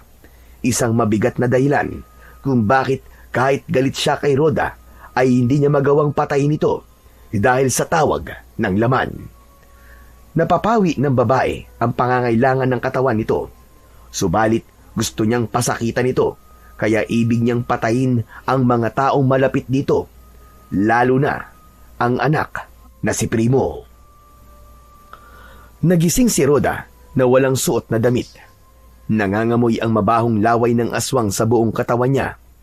Wala na din si Marco sa tabi niya. Wala siyang nagawa kundi umiyak na lamang ng umiyak. Ilang sandali pa ay bumukas ang pinto at iniluwa noon si Marco. May dala siyang mangkok at baso na natatakpan ng puting tela. Gising ka na pala. Tamang-tama. Kakain na tayo. Hindi ako nagugutom. Ikaw na lang ang kumain yan. Sayang naman. Espesyal pa man din ang inihanda ko para sa'yo. Pagkasabi nun, ay binuksan ni Marco ang mangkok na dala niya. Tumambad kay Rhoda ang karne na hindi niluto at may dugo-dugo pa. Ayokong kumain yan. Hindi ako aswang na kagaya mo. Pilitin mong kainin yan. Kung ayaw mong magalit ako sa'yo. Hindi ko nga kaya. Ano ka ba? Hindi ako kumakain yan. Bahala ka kung ayaw mo. Mamamatay ka sa gutom. At pag nangyari yon, malaya ko nang mapapatay ang anak mo. Pero kung kakainin mo yan, hindi ko gagalawin ang anak mo. Hindi ko siya sasaktan. Basta susundin mo lang ang lahat ng sasabihin ko sa'yo. Akin na. Hayop ka talaga. Kakainin ko na yan. Basta tuparin mo lahat ng sinabi mo. Hindi mo sasaktan ang anak ko. Lalong-lalo na hindi mo siya papatayin. Yan ang gusto ko. Madali kang kausap. Ubusin mo na yung karne. Tapos, inimin mo ang dugong inihanda ko para sa'yo. Inubos ni Rhoda ang lahat ng inihain ni Marco sa kanya. Hindi niya alintana ang lasa at amoy nun. Para yun sa kaligtasan ng anak niya. Handa siyang magsakripisyo. Pagkatapos na maubos ni Rhoda ang dugo at karne, inilabas na niya ang mga pinaglalagyan nun. Maya-maya ay bumalik siya sa kwarto na may dalang damit. Kaninong mga damit yan? Kay Mirna. Sinusuot niya to pag pumupunta siya dito. Kung ganon, alam ni Mirna na isa kang aswang? Dahil kahit siya ay isang aswang din. Niloloko mo ba ako? Kung aswang siya, hindi siya ganun kadali mamamatay. Buntis siya ng masagasaan ng sasakyan. Humihina ang kapangyarihan ng isang aswang kapag buntis. Kaya namatay kagad si Mirna. Teka nga, ang dami mo pang tanong eh. Gagamitin mo ba itong mga damit na to o nakaubad ka na lang dyan? Akin na yan. Wala akong pagpipilian. Kaya gagamitin ko na. Samantala, labis ang pag-aalala ng mga magulang ni Rhoda sa kanya. Hindi niya alam kung saan dinala ni Marco ang anak nila. Kaya nang gabi ding yun, nagtungo sila kay Kapitan Hugo upang humingi ng tulong at upang ipaalam din kay Primo ang nangyari sa nanay niya. Pasensya na po kayo, Kapitan. Gabing-gabi na po ay napasugod pa kami dito sa bahay nyo.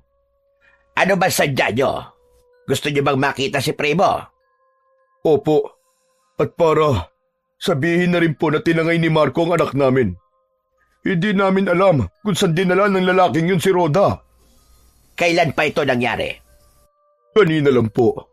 At nag-aalala na po kami sa anak namin, Kapitan. Tulungan mo kaming mahanap siya. Huwag kayo mag-alala. Tutulong ako sa paghahanap sa kanya. Ina siya ni Primo at magiging masakit sa bata na may masamang mangyayari sa kanyang ina. Pero sa ngayon ay umuwi na muna kayo. Bukas na bukas din ay uumpisahan namin ang paghahanap kay Rhoda. Pwede ba namin makausap ang apo ko? Tulog na si Primo. Bukas na lang, Lauro. Baka mag-alala din ng gusto ang bata pag binigla natin. Kung sa bagay, tama ka, Kapitan Hugo. Sige ho, tutuloy na kami ng asawa ko. Pasensya na po sa abala. Huwag mong isipin yon. Mag-ingat kayo. Madilim ang daan pa uwi. Mula nang ikulong ni Marco si Rhoda, paulit-ulit na pagpapahirap ang ginagawa niya dito. Gagamitin niya kung kailan niya gusto. Hilaw na karne at dugo ang kinakain nito at iniinom niya sa araw-araw. Halos mababaliw na siya sa bawat araw na dumaraan. Ang tanging pinanghahawakan na lang niya ay ang kaligtasan ng anak niyang si Primo, maging ng kanyang mga magulang. Kailan mo ba ako papakawalan dito? Hindi ko na kaya lahat ng ginagawa mo sa akin. Bakit, Roda? Sumusuko ka na ba? Alalahanin mo ang anak mo si Primo. Alam mo na mangyayari kapag hindi mo sinunod ang gusto ko. Yan na lang ang lagi mong pinapanakot sa akin. Hindi ko nga alam kung tinutupad mo ang usapan natin. Paano kung pinatay mo na pala ang anak ko? Kahit isa akong demonyo, tumutupad din naman ako sa usapan. Ano pa bang kailangan mo sa akin, Marco? Sumusuko na ako. Hindi lang ang katawan ko ang malapit ng bumigay, kundi pati na ang katinuan ko. Hindi ko na alam kung ilang araw o linggo na akong nandito. Hindi ka pa din ba nagsasawang pahirapan ako? Maawa ka naman sa akin, Marco. Awa ba ka mo, Roda? Wala ko nun, kaya huwag kang umasa. Kung ganon, patayin mo na lang ako. Walang silbi ang buhay ko. Pinaboy mo na ako ng paulit-ulit. Kung gusto mo mabago ang buhay mo, bigyan mo ko ng anak. Kapalit ng namatay kong anak kay Mirna.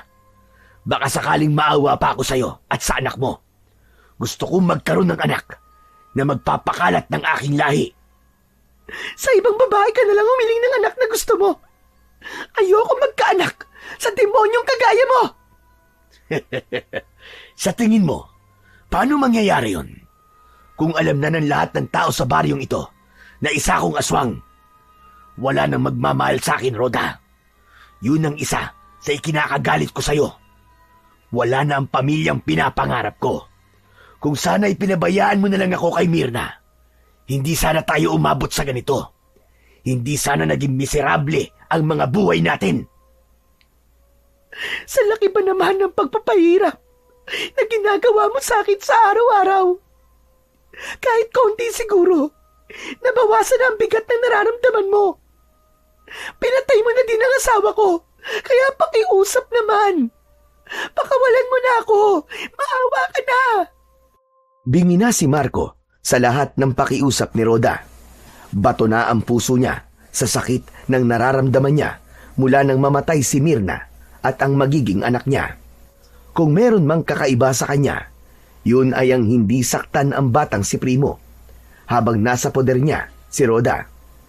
Subalit kapag tumakas si Roda, hindi siya magdadalawang isip na saktan sila pareho dahil hindi niya kayang makitang maging masaya ang mag-ina habang siya ay nag-iisa. Samantala, halos galugarin na ng mga magulang ni Roda ang buong kabundukan. Subalit hindi pa din nila matagpuan si Roda. Maging si Kapitan Hugo at Primo ay katulong din sa paghahanap. Subalit ilang buwan na ang lumipas, hindi pa din nila natatagpuan si Roda. Nawawalan na sila ng pag-asa na buhay pa ang hinahanap. Kapag pumupunta sila sa bahay ni Marco, matandang lalaki lamang ang naaabutan nila doon. Nagpakilala siyang katiwala sa bahay, ngunit hindi daw niya alam kung nasaan ang kanyang amo. Lolo Kapitan, buhay pa kaya ang nanay ko? Malakas ang loob ko, buhay pa siya, apo. Huwag kang mawalan ng pag-asa. Naawa po ako kina lolo at lola. Halos hindi na po sila nagpapahinga. Mahanap lang po si nanay. Kahit na masasakit po ang tuhod nila, pinipilit po nila. Ayoko pong makita na nahihirapan po sila ng ganun. Pwede namang wag na lang natin silang isama sa susunod. Pero kailangan bumalik na tayo sa kabundukan. Baka makita na natin siya. Pero baka po wala sila ron. Kasi po, parang hindi nagsasabi ng totoo yung naroon sa bahay ni Mang Marco eh. Nang gabing yun, nagkasundo sina Primo at Kapitan Hugo na magmanman sa bahay ni Marco. Dala ni Primo ang kanyang mahiwagang sandata upang kung sakaling mahuli sila ng aswang ay may panlaban sila. Nagtago sila sa isang malaking puno sa gilid ng bahay. Ilang oras na silang nakatayo doon, subalit wala pa din silang nakikitang kakaiba. Hanggang sa makita ni na Primo at Kapitan Hugo ang lolo at lola ng bata. Kausap ang matandang katiwala ng bahay. Lolo Kap, tignan niyo po. Sina lolo at lola po yun ah. Ano po kayang ginagawa nila dito? Oo nga, no? Bakit kaya sila pinapasok sa loob ng bahay? Yung matandang lalaking katiwala po ang nagpapasok po sa kanila sa loob. Hindi. Duda ko ay nahuli silang nagmamanman. Dapat ay sumama na lang sila sa atin. Dito din pala sila pupunta. Tama po kayo, lolo. Tignan niyo po. Gustong suntukin ng matandang lalaki na yun ng lolo ko. Tulungan po natin sila, Lolo Kap. Maghintay muna tayo ng ilang sandali pa, Apo. Hindi tayo pwede magpadalos-dalos. Baka pati tayo ay mapahamak. Pag nagkataon, wala nang magliligtas sa kanila. Pero paano po kung mapahamak po sila lolo at lola? Akmang lalabas na sana sa punong pinagtataguan si Primo nang hindi inaasahang pangyayari ang kanilang nasaksihan. Nagbago ang itsura ng matandang lalaking kausap ng lolo at lola niya. Naging anyo ni Marco. Nanlaki ang kanilang mga mata dahil sa kanilang nasaksihan. Ang lalaking yon ay si Marco mismo. Nag-iiba siya ng anyo para hindi siya makilala ng mga tao sa baryo. Kung ganun po, Lolo Kap, dito lang po pala sa bahay na to itinatago ang nanay ko. Tama ka, Apo. Kaya mas maging maingat tayo. Lalo na't nadagdagan pa ang kailangan nating iligtas. Matapos na magpalit ng anyo si Marco sa totoong katauhan niya, itinali niya ang kamay ng mga magulang ni Rhoda. Pagkatapos ay piniringan ang mga mata ng dalawang matanda. Saka isinama ito sa harap ng tarangkahan ng bahay. Doon ay may kung anong iniangat sa sahig si Marco. Saka pinapasok doon ang lolo at lola ni Primo. Muling isinara ang pintong daanan. Matapos na maisara yun, nagmukhang sahig na lamang yun. Samantalang isa pala yung lagusan. Maaaring ang pinasukan nilang yon. Naroon ang nanay mo. Doon niya itinatago si Rhoda. May bahay po siya sa ilalim ng lupa. Maaaring hindi eksaktong bahay, Apo. Maaaring kwarto na pwedeng pagtaguan. Paano po kaya tayo makakapasok doon? Yan ang kailangan nating alamin. Patuloy din nagmanman sa paligid ng bahay sina Kapitan Hugo at Primo. Inalam nila kung may iba pang kasama roon si Marco. Nang wala na silang ibang taong nakita, lumabas na sila sa kanilang pinagtataguan. Umakyat si Primo sa gate ng bahay, saka pinagbuksan si Kapitan sa labas. Nang nasa loob na sila pareho ng bakuran, nagtungo sila sa lugar kung saan pumasok si Marco kanina lamang. Tinangka nilang iangat ang saig, ngunit napakabigat pala nun, ni hindi man lang yun gumalaw, sa kabila ng ubod lakas na puwersang ibinigay nila. Samantala, lalo namang sumiklab ang galit ni Rhoda kay Marco nang makitang kasama nito ang mga magulang niya pagpasok sa kwarto. Nakatali pa rin ang mga kamay, nakapiring ang mga mata. Anong ginawa mo sa mga magulang kong hayop ka? Sinaktan mo ba sila? Nakita ko silang nagmamanman sa bahay ko. Kahit na paulit-ulit ko na silang binalaan. Kaya eto, isinama ko na sila sa'yo. Para hindi na lagi nagtatanong ng kung ano-ano. Gusto nilang malaman kung anong ginagawa ko sa'yo. Mahirap magpaliwanag. Kaya ipapakita ko na lang sa kanila. Anong gagawin mo sa anak ko? Sumagot ka, hayop ka! Bago lumapit si Marco kay Rhoda, tinanggal muna niya ang piring sa mata ng dalawang matanda. Saka nagpatuloy siya sa paglapit kay Rhoda. Pagkatapos ay pumaibabaw siya sa babae. Nagpipipiglas si Rhoda, ngunit hindi kaya ng lakas niya ang lalaking nasa ibabaw niya. Nang mga sandaling yun, pumalahaw ang mga magulang ni Rhoda dahil sa matinding hinagpis. Wala silang magawa habang nilalapastangan ni Marco ang anak nila sa kanilang harapan. Nang matapos na siyang magpasasa sa katawan ni Rhoda, umalis siya sa ibabaw nito. Saka lumabas ng kwarto na para bang walang nangyari. Rhoda! Rhoda, anak ko! Ito ang ginagawa ng lalaking yan sa'yo! Opo, Tay. Araw-araw niya po akong binababoy. Araw-araw niya akong pinagsasamantalahan. Hayop ang lalaking yun. Papatayin ko siya. Demonyo siya. Tay, ang anak ko po, nasan po si Primo? Buhay pa ba siya? Hindi ba siya sinaktan ng demonyong Marco na yun? Ayos lang siya, anak. Buwat nang kunin ka ni Marco, hindi niya ginulo o sinaktan ang anak mo. Naroon siya kay Kapitan Hugo. Salamat naman sa Diyos at buhay pa siya. Sabi kasi ni Marco, hindi niya sasaktan ang anak ko pag sinunod ko ang lahat ng pinapagawa niya sa akin. Kaya tinitiis mo ang lahat ng ito, anak. Ay alang-alang sa anak mo si Primo. Kahit araw-araw po, pinapakain niya ako ng ilaw na karne, pinapainom ng dugo. Tiniis ko po ang lahat ng yun para sa anak ko. Anak ko, ang kaawa-awa kong anak. Bakit kailangan mong pagdaanan ang lahat ng ito? Nang mga sandaling yon, hindi na nagawa pang magsalita ng nanay ni Rhoda. Pawang pag-iyak na lamang ang ginagawa niya. Awang-awa siya sa sinapit ng kanyang anak. Kaya niyakap niya ng buong higpit upang kahit paano mabawasan man lang ang paghihirap na nararamdaman. Maya-maya pa ay pumasok muli sa Marco sa loob ng kwarto. Sa kasapilitang hinila ang mga magulang ni Rhoda palabas. Hayop ka! Saan mo dadali ng mga magulang ko? Pakawalan mo sila, Marco! Ayokong may makakaalam ng mga sikreto ko. Kaya sisiguraduhin ko lang na hindi na sila makakapagsalita pa. Kahit nagpipipiglas pa ang mga magulang ni Rhoda, ay wala na silang nagawa.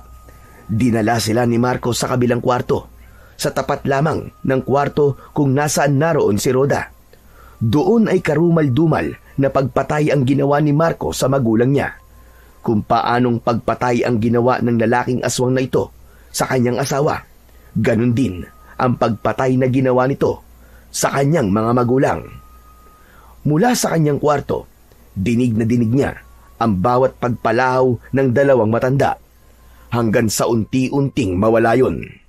Tanging malakas na pagmuya na lamang ng aswang ang kanyang narinig. Halos mabaliw na ng mga oras na yun ang babaeng si Rhoda. Tinatakpan na lamang niya ang kanyang tenga upang wala na siyang marinig. Nang ganap ng tumigil ang ingay sa kabilang kwarto, tulala na si Rhoda at tila wala na sa kanyang sarili. Kakain na, Rhoda. Heto na ang hapunan mo. Tinignan lang ni Rhoda ang mangkok. Saka nahiga ito sa kama. Ayaw mo bang tikman ang puso at atay ng mga magulang mo? Masarap pa naman. Dahil sa narinig na yon ni Rhoda, napabalikwas ito sa higaan. Nanginginig ang buong katawan, saka lumapit kay Marco. Hinampas-sampas niya ang dibdib nito. Walang iya ka! Demonyo ka! Kung may higit pa sa isang demonyo, ikaw yon! Hayop ka! Bakit ba napakabigat ng parusa mo sa akin? Hindi ko sinasadya ang pagkamatay ni Mirna, pero labis-labis ang parusang pinaranas mo sa akin. Hindi ko na kaya. Kung hindi mo ako papatayin ngayon, ako ang gagawa nun. Nababaliw ka na talaga. Nang sandaling yun, pumapalaw si Rhoda na tila nababaliw na. Nang mapagod sa pag-iyak ang babae, nahiga na lang siya ulit sa kama. Sa katahimik na lumuha sa kalagayan niya. Nagtungo naman si Marco sa kabilang kwarto kung saan lagi siyang nagpapahinga. Samantala, nakaisip na ng paraan sina Kapitan Hugo at Primo kung paano sila makakapasok sa loob ng basement.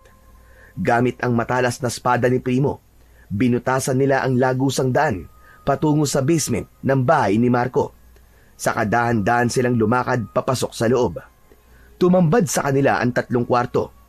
Isa-isa nilang pinasok ang mga kwarto na yon. Sa unang kwarto pa lang na nabuksan nila, tumambad doon ang bangkay ng lolo at lola ni Primo. Napakahayop talaga ng aswang na yan. Papatayin ko din siya. Katulad ng pagpatay niya sa tatay ko at kay lolo at lola. Pagpipira-pirasuin ko din ang buong katawan niya. Iwan muna natin ang lolo at lola mo. Balikan na lang natin siya mamaya. Hanapin muna natin ang nanay mo. Sunod nilang pinasok ay ang isa pang kwarto. Tumambad naman sa kanila ang babaeng nakahiga sa kama. Yun ay walang iba kundi si Rhoda, ang nanay ni Primo. Halos hindi na makilala dahil sa sobrang kapayatan at nanlalalim na mga mata. Maraming pasa at sugat ang buong katawan. Patakbo siyang lumapit dito. Ibinaba muna ang kanyang espada, saka yumakap ng mahigpit sa kanyang ina. Nay! Nay, ano po nangyari sa inyo? Bakit naging ganyan po ang itsura nyo? Primo! Primo, anak ko! Bakit ka nandito? Akala ko, hindi na kita makikita. Narito na po ako, Nay. Ililigtas ka po namin sa aswang na yon. Ligtas na ako, anak. Wala nang aswang. Ligtas na ako. Ligtas na ako. Nay, ano po nangyayari sa inyo, Nay? Nababaliw na po ba kayo? Ha? Ako baliw? Hindi ako baliw, anak. Masaya lang ako kasi ligtas na ako. Andito na ang anak ko. Pero magtago ka na muna, anak. Dahil mamaya lang, andyan na ang aswang. Papatayin ka niya. Papatayin ka niya, anak. Magtago ka. Magtago ka. Siguro, Primo, dahil sa hirap na kanyang pinagdaanan, ay nawalan na siya ng katinuan. Ang dami ng kasalanan ng aswang na yan sa pamilya ko. Papatayin ko talaga siya kapag nakita ko siya. Paano mo akong papatayin? Sabihin mo nga. Mula sa likuran ay narinig nilang nagsalita si Marco. Ayan na! Ayan na ang aswang! Magtago na kayo! Magtago na kayo! Hanggang tuluyan nang nawala sa katinuan si Rhoda ng sandaling yun. Samantala si Primo ay muling hinawakan ng kanyang espada. Pagkatapos ay itinutok yun sa nakatayong si Marco. Nagpalit na ito ng anyo sa pagiging nakakatakot na aswang. Saka mabilis na lumapit kay Primo. Tangkang aagawin ang espada. Ngunit bago pa niya mahawakan yun, biglang lumiwanag ang espada. Sa tindi ng liwanag na yun, hindi halos maimulat ng aswang ang kanyang mga mata.